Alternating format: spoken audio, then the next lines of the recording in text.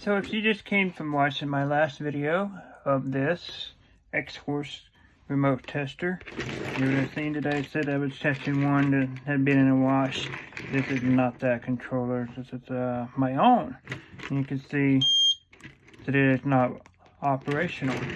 And this is from a Dodge Caliber. It's a 2008 model. You're supposed to take a screwdriver key here and it pops open just like this. And then from here is the main part. I'm not sure why that was stuck. Plastic crease is broken.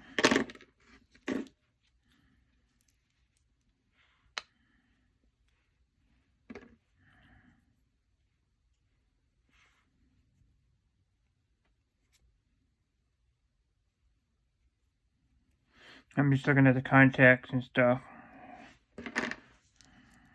Here's the contacts on the inside. Here's the battery. We'll test the battery real quick. Make sure the battery is not bad.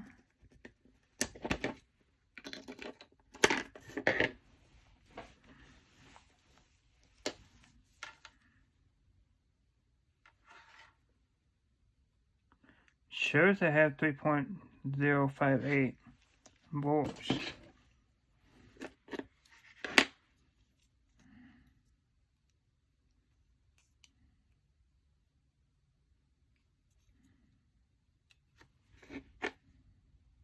I am just going to go ahead and change that battery.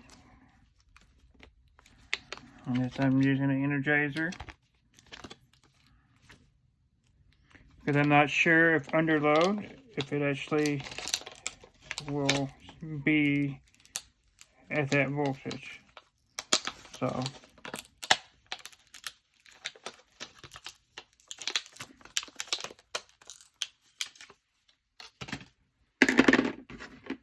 positive is at the bottom. This is the positive side. There's the positive symbol.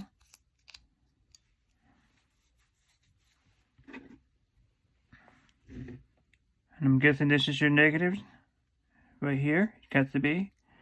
And this is where the positive terminal will sit on the phone, the keyfob controller.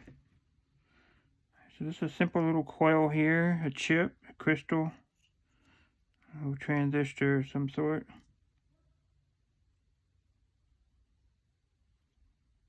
That's pretty neat.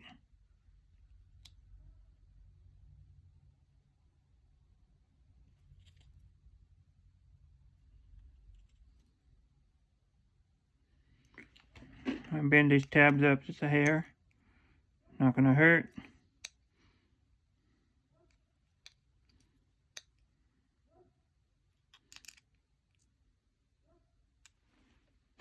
You can see that they were touching on the battery. They have there's some marking on the battery itself. So that's good that it's making contact.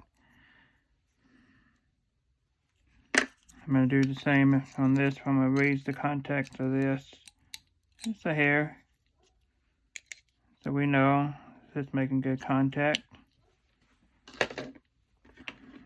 Alright, let's put it back in here. Put this back together.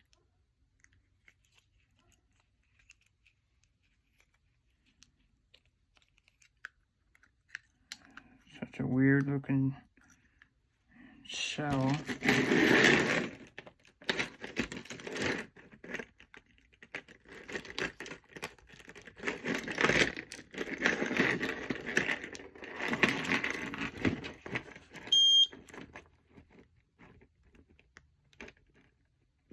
Still not working.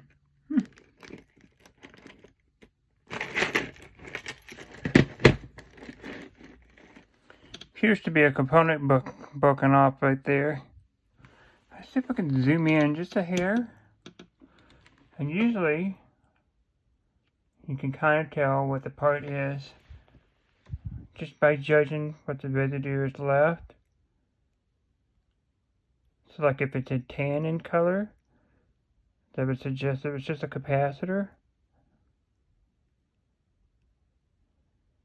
I'm not sure exactly what part would have been there. And always look on Google and see what the part looked like.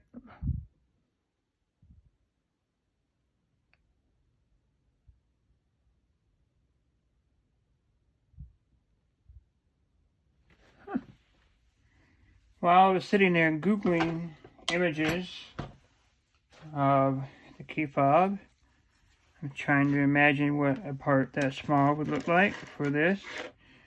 And it reared its ugly little head at me. And inside here, you can actually see the capacitor still stuck in there.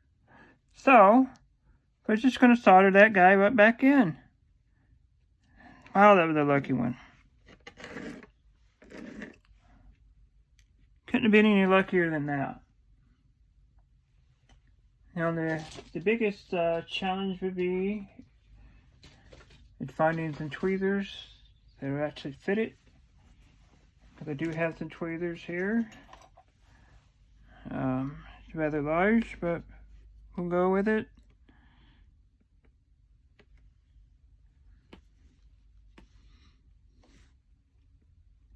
First, I want to take and put some solder onto the board.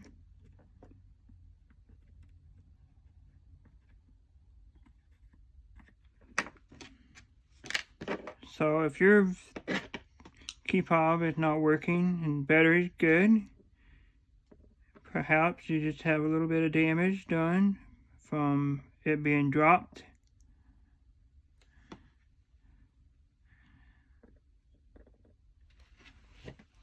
Sometimes that's all it takes.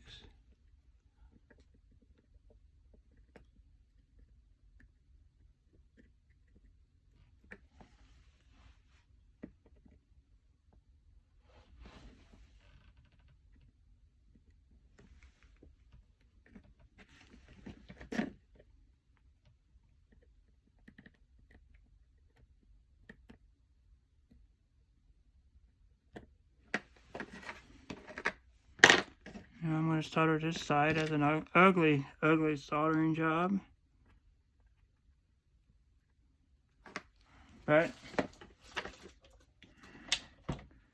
we'll go with it.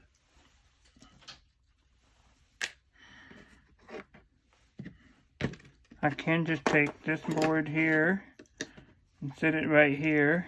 I'm going to turn this on.